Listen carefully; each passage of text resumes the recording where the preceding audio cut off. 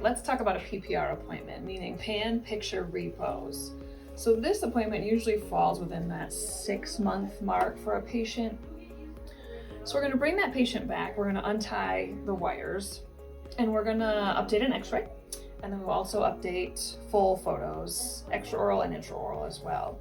We'll have Dr. Heinz swing by, and he's going to take a look at that x-ray and the pictures and the patient, of course, and decide if there's any brackets that he wants to take off and maybe move in a little different position, whether it's to help rotate a tooth or maybe move the roots of a tooth in a certain direction.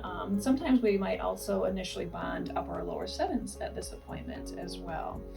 So we want to make sure that we have the appropriate stuff on our unit. Here's our picture stuff that we will have used before Dr. Heinz gets to the chair.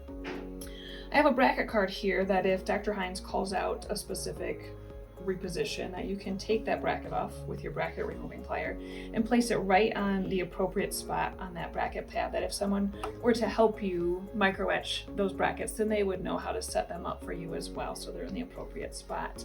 We want to make sure that we have a fresh burr on our contra angle or slow speed so that we can remove any composite.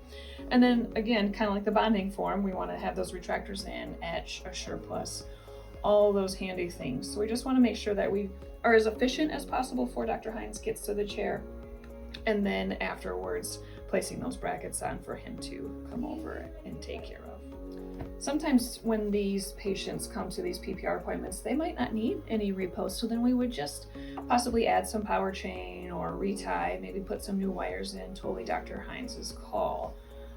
We also want to make sure that when we're charting for PPR in their chart, we write down exactly what repose we did, if any, and then also making sure that you highlight your chart yellow so that we can roll back and see if and when we ever did some PPR appointments. So that's easy, directs your eye right to that appointment in that chart.